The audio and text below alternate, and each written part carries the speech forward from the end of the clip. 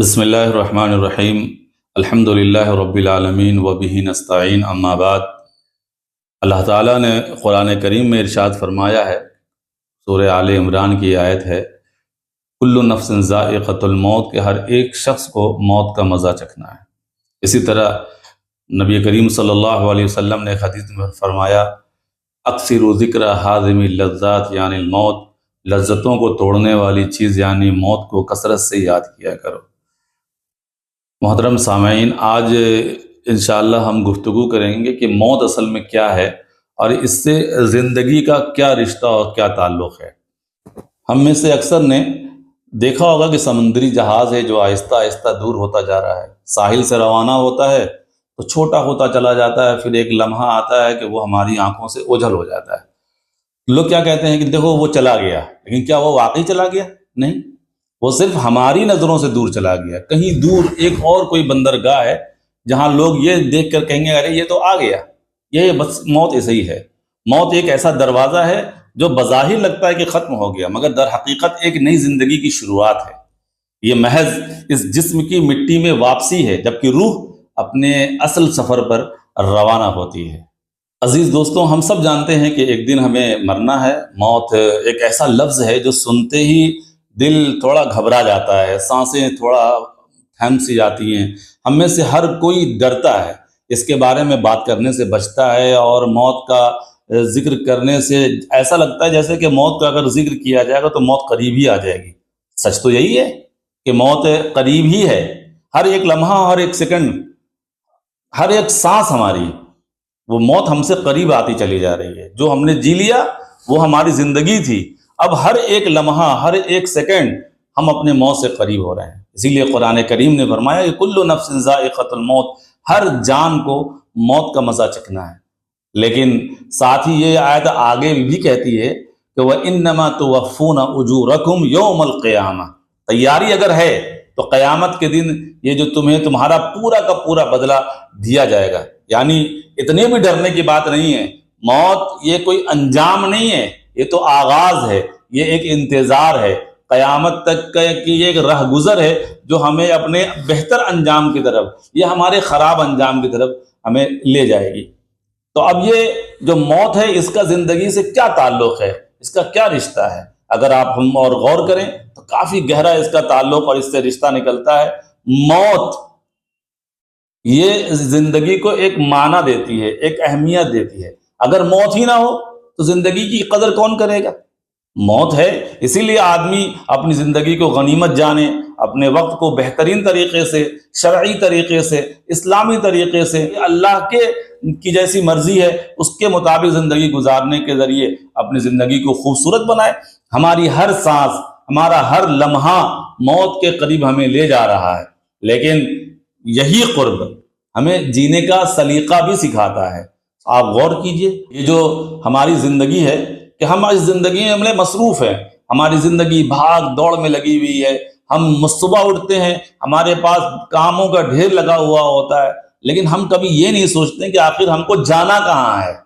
وہ ایک دنیاوی مقصد ہے، اس کے لیے تو انسان کی پلاننگ ہے، رات میں بھی پلاننگ کیا ہوتا ہے، لیکن جہاں اصل میں جانا ہے کیا اس کی پلاننگ اس کے پاس موجود ہے؟ کیا ہم موت کے بعد والی جو زندگی ہے اس کے لیے ہماری تیاری ہے یا ہماری کوئی پلاننگ ہے؟ کیا ہم نے اپنے اصل گھر کے لیے کچھ کمایا ہے؟ کیا سامان وہاں لے کر کے جانا ہے؟ وہاں ہماری سیٹنگ کیسی ہوگی؟ وہاں ہم کس طریقے سے رہیں گے؟ کیونکہ ابدی زندگی اور ہمیشہ ہمیش کی زندگی تو وہ تو آخرت کی زندگی ہے۔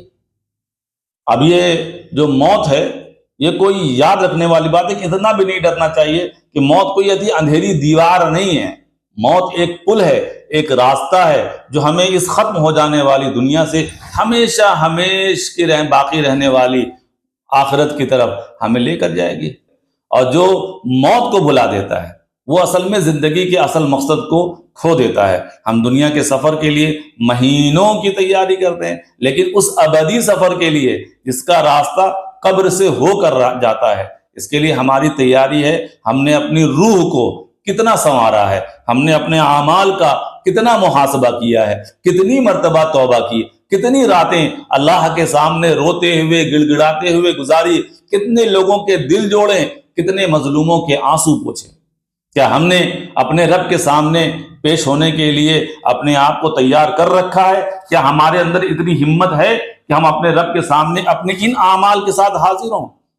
یاد رکھیے، موت جس سے ڈرنے کی ضرورت نہیں ہے، موت تو ہمیں یہ یاد دلاتی ہے کہ یہ جو زندگی ہے اس کی قدر کیسے کرنی ہے۔ یہ زندگی ختم ہونے والی ہے، یہ عارضی ہے، یہ فانی ہے، اس کے اندر رہ کر کے ہم کو اپنے آخرت کی اس طریقے سے تیاری کرنی ہے کہ جب ہم اپنے رب کے پاس جائیں تو یہ ندا لگائی جائے فرشتوں کی طرف سے، یا ایتھا النفس المطمئنہ ارجعی الی ربک راضیۃ مرضیہ فادخلی فی عبادی وادخلی جنتی۔ ہمارا غرور، ہماری دولت، ہماری شہرت سب یہیں کہ یہیں دھری رہ جائے گی، اور ہم سب معلوم بھی ہے لیکن ہم بھولے ہوئے ہیں، فراموش کیے ہوئے ہیں۔ نہ کوئی عہدہ ساتھ جائے گا، نہ کوئی قیمتی لباس ساتھ جائے گا، نہ یہ گھر جائے گا۔ کیا جائے گا ساتھ میں؟ ہمارے اعمال، 2 سفید کپڑے، صرف 2 سفید کپڑے۔ اس لیے ہم سب کو چاہیے کہ ہم ہر لمحے کو، اپنی زندگی کو، اس کو قیمتی بنائیں، ایسا جئیں جیسا کہ ہم کل ہی چلے جائیں گے، ایسے اعمال کریں کہ جو بعد میں ہمیشہ ہمیشہ کے لیے زندہ اور باقی رہے۔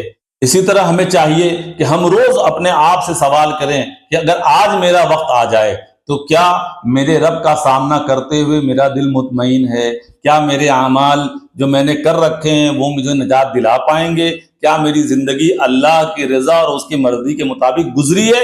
اگر نہیں تو ابھی ہم زندہ ہیں، ابھی وقت ہے، سانسیں باقی ہیں، دروازے کھلے ہیں، توبہ کر لی جائے، دوسروں کو معاف کر دیا جائے، دوسروں سے معافی مانگ لی جائے، اور اپنی زندگی کو ایسا بنائیں کہ جب موت آئے تو یہ لگے کہ ہم تو مہمان ہیں، موت ہمارے لیے مہمان ہے اور ہم اس دنیا کے لیے مہمان ہیں۔ یہ موت ہماری دشمن نہ لگے، موت تو ہر انسان کا مقدر ہے، لیکن جو اسے یاد رکھتا ہے اور اسی کے حساب سے پھر اپنی زندگی جیتا ہے، وہی اصل میں جینا سیکھتا ہے۔ اللہ تعالیٰ سے دعا ہے کہ اللہ ہمیں اس زندگی کی قدر کرنے کی توفیق عطا فرمائے۔ اللہ تعالیٰ ہمیں اچھی اسلامی اور رب چاہی زندگی گزارنے کی توفیق عطا فرمائے۔ السلام علیکم ورحمۃ اللہ وبرکاتہ۔